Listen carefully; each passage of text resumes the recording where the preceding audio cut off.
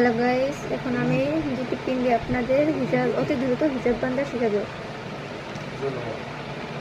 এই যে দুপাশে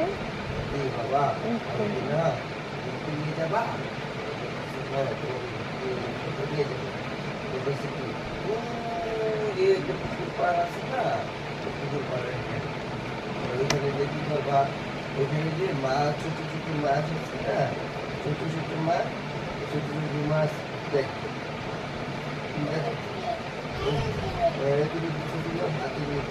হাতে নিয়ে খেলা করবো। আবার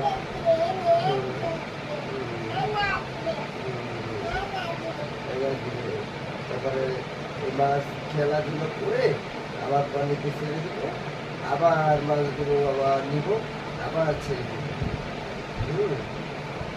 ওই বলছে যে আপনি বাবা বলছে, আচ্ছা ঠিক আছে।